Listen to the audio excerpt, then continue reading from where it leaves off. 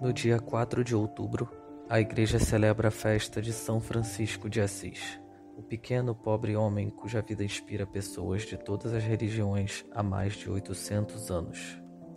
G.K. Chesterton disse de São Francisco: foi um poeta cuja vida inteira foi um poema. Certamente, a maioria de nós está familiarizada com os principais acontecimentos do poema. São Francisco abraça o leproso. Cristo pede-lhe que reconstrua sua igreja. São Francisco despe-se e renuncia a todos os seus bens, arrisca a vida para pregar ao sultão e torna-se a primeira pessoa a receber os estigmas.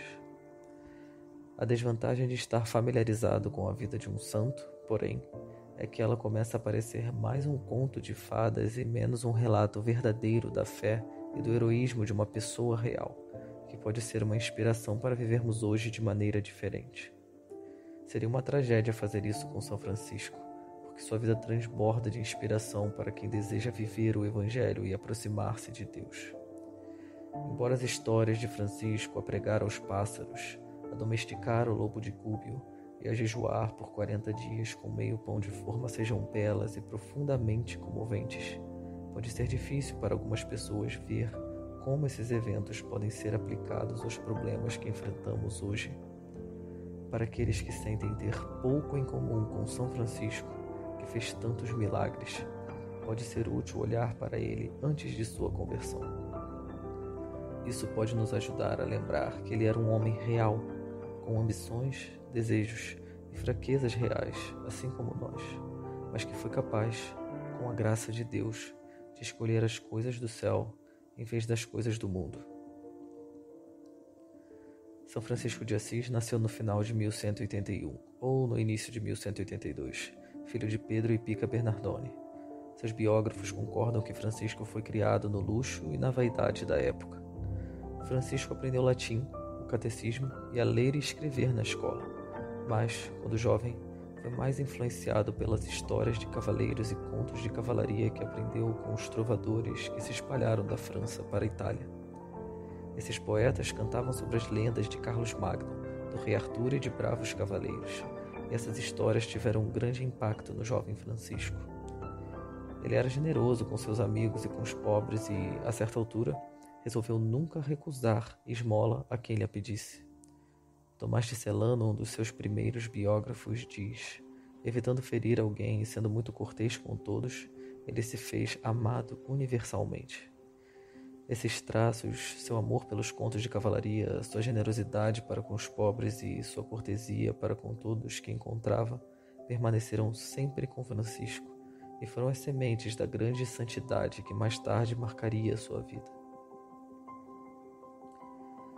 Francisco cresceu em uma época de guerras constantes, quando as cidades lutavam continuamente entre si e a fama era conquistada na batalha. Quando Francisco tinha cerca de 25 anos, surgiu uma disputa entre os príncipes alemães e o Papa Inocêncio III, e a guerra eclodiu. Como muitos outros soldados da Itália, Francisco decidiu juntar-se aos exércitos papais. Ele gastou uma pequena fortuna preparando as roupas, armaduras e equipamentos de que precisaria para a batalha, e então partiu às pressas para Apulia, no sul da Itália.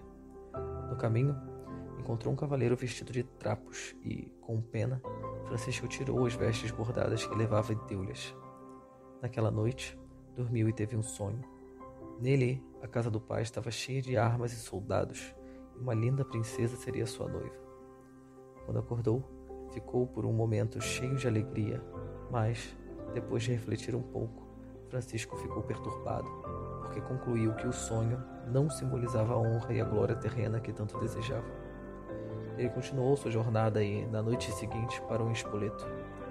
Enquanto dormia, ouviu uma voz dizendo-lhe que voltasse ao próprio país, onde lhe seria revelado o que devia fazer a seguir. No dia seguinte, ele voltou a Assis, onde ficou claro para as pessoas que o conheciam que Francisco era um homem mudado. Como de costume, os amigos o convidaram para uma festa e ele aceitou. Entretanto, não podia mais desfrutar da farra e da bebida. E, então, no fim daquela noite, quando todos saíram do salão de festas, ele começou a rezar.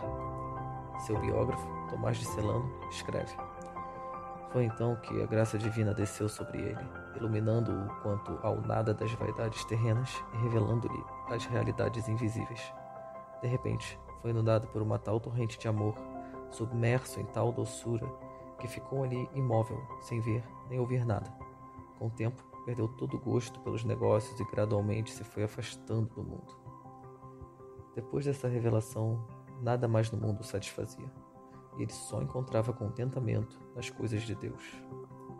Mesmo que ainda não soubesse exatamente o que Deus o estava chamando a fazer, ele começou a investir o tempo em orações e meditações, confiando em que Deus lhe mostraria o caminho.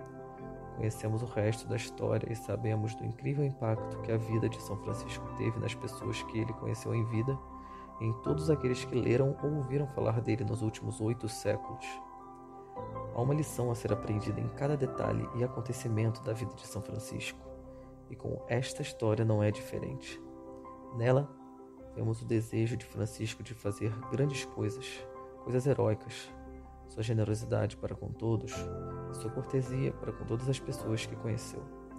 Esses elementos foram o terreno fértil para o seu crescimento na graça de Deus. Vemos Francisco lutar com o chamado de Deus, resistir por um tempo, mas depois aceitar. Naquela noite, ao final da última festa em que estaria com os amigos, chegou o momento da graça. Ele experimentou o consolo de Deus e viu claramente o vazio do mundo. Depois, passou algum tempo em oração, sem saber o que fazer a seguir, mas confiando em que Deus o ajudaria. Cada um de nós pode aplicar esse exemplo na própria vida. Talvez os resultados não sejam tão notáveis como os da vida de São Francisco, mas se persistirmos na caridade, nas boas obras, se ouvirmos a voz de Deus quando Ele nos chama e se permanecermos abertos quando Ele nos mostrar que poder, popularidade, dinheiro e posses, tudo que o mundo nos oferece, nunca nos irá satisfazer, nós seremos mudados. Viveremos com mais simplicidade para poder dar mais aos necessitados.